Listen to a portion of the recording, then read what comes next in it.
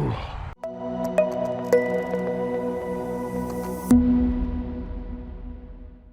Hey guys, welcome back to UKDiver. If it's your first time here, then just welcome. We are still here, at least in video terms, at 8 Acre Lake, 8 Acre Lake, which is up towards Hull, up the M62 if you don't know where it is. That background noise you can hear, guys, is the M62. I don't know if you can see the lorries cruising along there. This lake is right next to the motorway, so unfortunately the motorway noise is a permanent feature.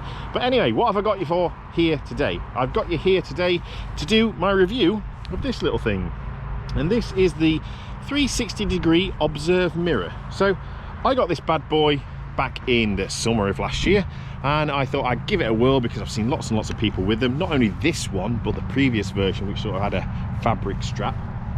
And I'd like you to have my thoughts on it because I thought this was going to be a nifty little gadget. I was kind of wrong. So let me start with the price. So this thing I think has just shot up to sort of 25 quid. It was 20 quid when I bought it, but I'm sure I checked online the other day and it was 25 quid. And I think for 25 quid for a bit of bungee and this tiddly little mirror is definitely its money. I certainly wouldn't go paying any more for that.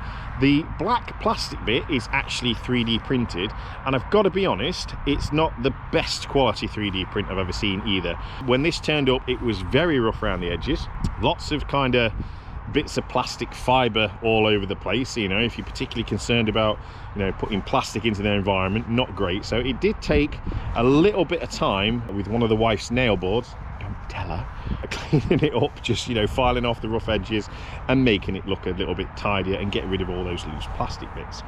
It does come with some nice red bungee now, so it's very tech looking, so I can't knock it on that. And the mirror is a nice little concave mirror. Now what I've found with this, I'll do you some nice close-up shots at home in the warm with some decent light, so you'll be seeing those about now.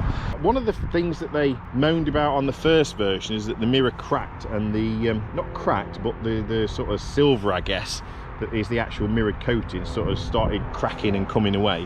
I've not noticed that. This has been on quite a few dives now, and apart from a few scratches where I've whacked it into things on the front of the mirror, there is none of the cracking, so hopefully they've resolved that issue.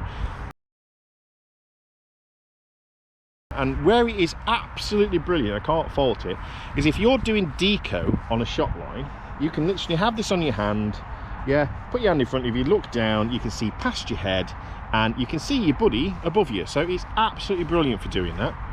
Just checking that your buddy's still there and everything's okay, that's great. When you're sort of out and about finning, so to speak, it kind of doesn't work quite so well.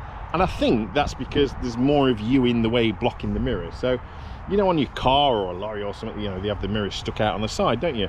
Well, you kind of have to do that with your hands. So you sort of, if this makes sense, you're sort of out here, sort of angling it around, looking at it, trying to, and basically you just see a lot of yourself. Now, I'll say it before you nice people do, there is a lot of me to see, so perhaps if you were skinnier it might work a bit better, but it's not just about that. Your kit gets in the way, and by the time you've sort of done all this kind of faff and, you know, trying to, it's easy just to turn around and have a look at them. So it kind of gets, if I was to do things out of 10 stars, this gets a 5, I guess.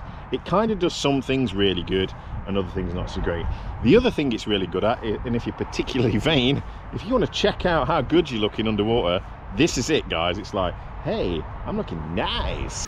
I'm looking nice, my shadow's looking nice. What a team! We are unbelievable. If you just want to look at yourself, this is bob on. I've got to be honest, I always kind of rate things on, if I had my money back, would I spend it on this again? And I've got to be honest here, if I had the 25 quid back, would I spend it on this again?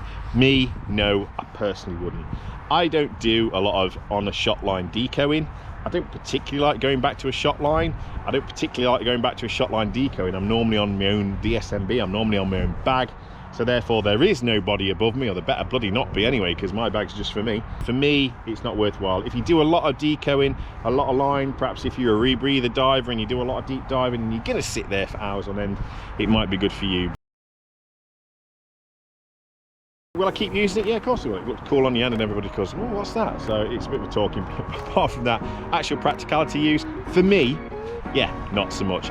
So anyway, that's it, kind of my thoughts on the 360 Observe mirror. So anyway guys, as always, I will see you on the next one.